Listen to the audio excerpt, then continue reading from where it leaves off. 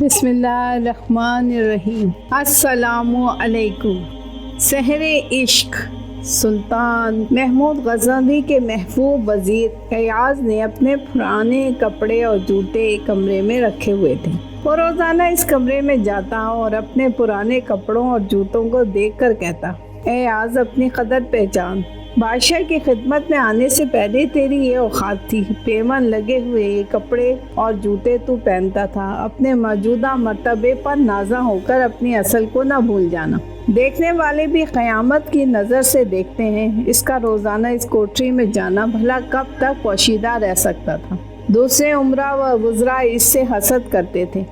انہوں نے محمود کے دل میں شبہ ڈالنے کی کوشش کی اور کہا کہ ایاز نے ایک کمرہ زبردست تالوں سے بند کر رکھا ہے، کسی کو اس کے اندر جانے نہیں دیتا اور نہ ہی کسی کو بتاتا ہے کہ اس میں کیا بند ہے۔ ہو سکتا ہے شاہی خزانے سے بیش بہا جواہر چرا چرا کر اس میں رکھتا ہو، اس کے کمرے کی تلاشی لی جائے، اس کی وفاداری کا بھرم کھل جائے گا۔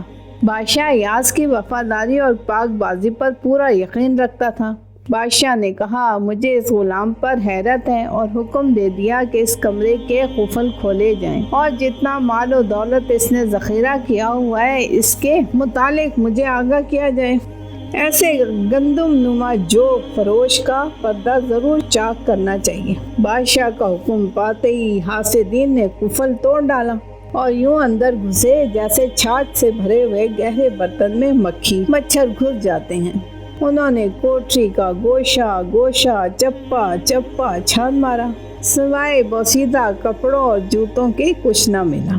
آپس میں کہنے لگے، ایاز بہت چالاک ہے، ضرور اس نے زر و جواہر دفن کر رکھے ہوں گے۔ انہوں نے کھدانے اور پھاوڑے لے کر سارے کمرے کا فرش کھود ڈالا، مگر کچھ ہاتھ نہ آیا۔ پھر جھلجھلا کر کوٹری کی دیواریں توڑنے لگیں، شاید وہ خزانہ اینٹوں کے اندر چھپا ہوا ہو۔ ہر اینٹ سے لاہور کی آواز آنے لگی۔ آخر ندامت اور پشیمانی کا پسینہ ان کی پیشانیوں سے بہہ بہہ کر چہرے پر آنے لگا۔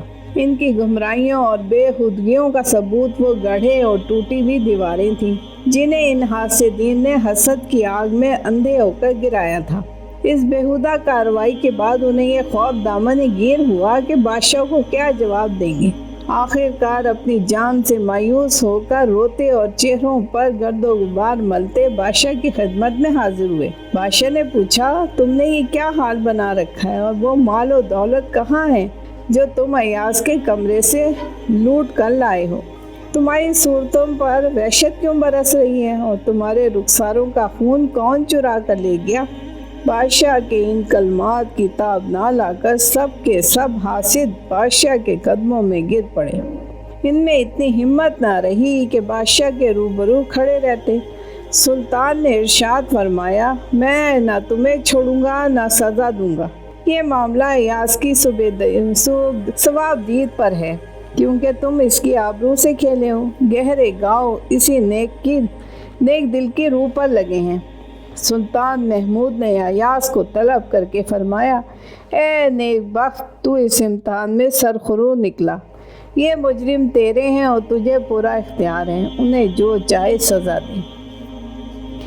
ایاز عرض کرنے لگا، اے بادشاہ، حکمرانی تجھی کو ہی زیبا ہے۔ جب آفتاب اپنا رخ روشن دکھاتا ہے تب ستارے نابود ہو جاتے ہیں۔ سلطان محمود بادشاہ کہنے لگا، یہ تو بتاؤ، تم ہر روز اس کمرے میں اکیلے داخل ہو کر کیا کرتے ہو؟ اس بھید سے ہمیں بھی تو آگاہ کر۔ تجھے ان پرانے کپڑوں اور بوسیدہ جوتوں سے کیا وابستگی ہے؟ تم کیوں ان کے سحر عشق میں گرفتار ہو؟ انہیں مخاطب کر کے باتیں کرتے ہو، انہیں کوٹری میں چھپا رکھا ہے۔ کیا وہ قمیض حضرت یوسف علیہ السلام کا پہرن ہے اور وہ جوتے کسی عظیم ہستی کے ہیں جنہیں تو چھاتی سے لگاتا ہے؟ یہ کیا جنون اور حماقت ہے؟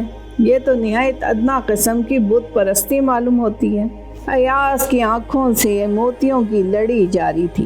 عرض کرنے لگا، اے شاہ زی جا، میرا موجودہ مرتبہ آپ ہی کے لطف و کرم کا محرون منت ہے، ورنہ میں تو حقیقت میں ایک مسکین اور بے نوا آدمی ہوں اور یہی پرانے کپڑے اور جوتے پہننے کے لائق ہوں۔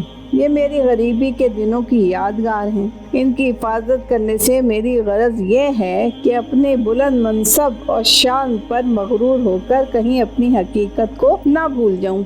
اصل میں ان کی حفاظت نہیں کرتا بلکہ اپنی اصلی ذات کی حفاظت کرتا ہوں۔ اس سے یہ درس حیات انسان کو ہر دم اپنی حقیقت سے آگاہ رہنا چاہیے، ورنہ بعض لوگ اپنی حقیقت کو فراموش کر کے خدا بننے کی کوشش کرتے ہیں، جس کا نتیجہ خسارے کے سوا کچھ نہیں ہوتا۔ جزاک اللہ۔